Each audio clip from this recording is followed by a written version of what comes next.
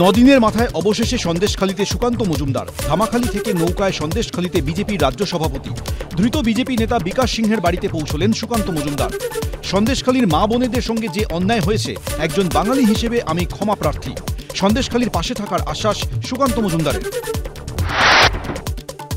সুকান্ত মজুমদারকে গ্রেফতার করা হচ্ছে। সন্দেশখালী থানার সামনে ধর্নায় সুকান্ত মজুমদার। থানার সামনে থেকে বিজেপি রাজ্য সভাপতিকে তুলে নিয়ে গেল পুলিশ।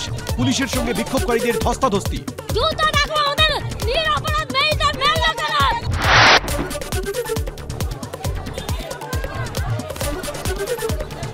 সন্দেশখালীতে নতুন করে উত্তেজনা। এবার শেখ শাহজাহানের ভাই সিরাজের বিরুদ্ধে জমি দখলের অভিযোগ। সন্দেশখালীতে ফের জনরোষের বিস্ফোরণ। ভেরির পাশের ঘরে আগুন। দিনের পর দিন শেখ শাহজাহান বাহিনীর তাণ্ডব। কি করছিল পুলিশ প্রশাসন? প্রশ্ন গ্রামবাসীদের।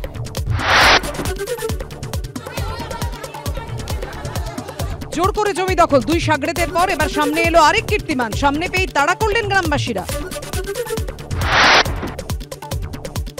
কিভাবে বাড়ি থেকে পুরুষদের তুলে নিয়ে গিয়ে অত্যাচার করত শেখ শাহজাহান বাহিনী, বারাসাত রেঞ্জের ডিআইজি কে সামনে পেয়ে সেই কাহিনী শোনালেন সন্দেশখালীর মহিলারা। ক্ষোভ উগরে দিলেন পুলিশের বিরুদ্ধে। প্রয়োজন পড়লে স্বামীদেরকে তুলে নিয়ে গিয়ে এই যে পোস্ট দেখছেন, এই পোস্টের গায়ে বেঁধে অনেকবার অনেক পুরুষকে মারা হয়েছে।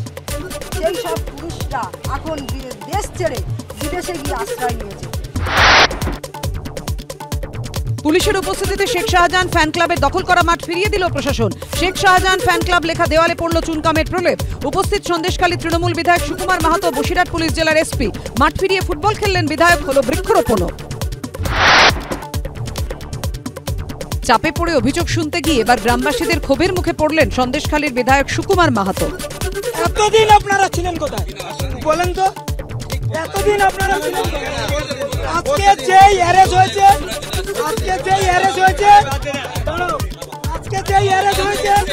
সেই সারা লোক আসছে।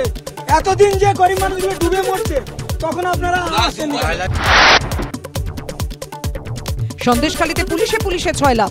নিজে গিয়েছেন ডিজিপি রাজীব কুমার। বাড়ি বাড়ি গিয়ে গ্রামবাসীদের আশ্বস্ত করার চেষ্টা করছেন পুলিশ আধিকারিকরা। তারপরও ভরসা নেই পুলিশে, খুব স্থানীয়দের। পুলিশ হচ্ছে টিএমসির ক্যাডার, পুলিশ হচ্ছে টিএমসির দাস। উচ্চ পদে আধিকারিকরা ওরা শুধু নামেই আসছে কোনো কাজ করছে না। পুলিশ বলছে এলাকার পরিস্থিতি শান্ত রয়েছে। অভিযোগ হলো স্যার, ওর বাইক বাহিনী যে প্রথম সপ্তাহে মাননীয় প্রধানমন্ত্রী আসবেন। আপাতত ফিক্সড ডেট হচ্ছে 6 তারিখ। তো 6 তারিখে উনি আসছেন। মাননীয় প্রধানমন্ত্রীর সাথে যদি তারা দেখা করতে চান, অবশ্যই আমরা তাদেরকে মাননীয় প্রধানমন্ত্রীর সাথে দেখা করাবো। তারা তাদের মর্জির ওপর বা তাদের ইচ্ছের উপর আমরা নির্ভর করছি। আমরা এর সলিউশন চাই।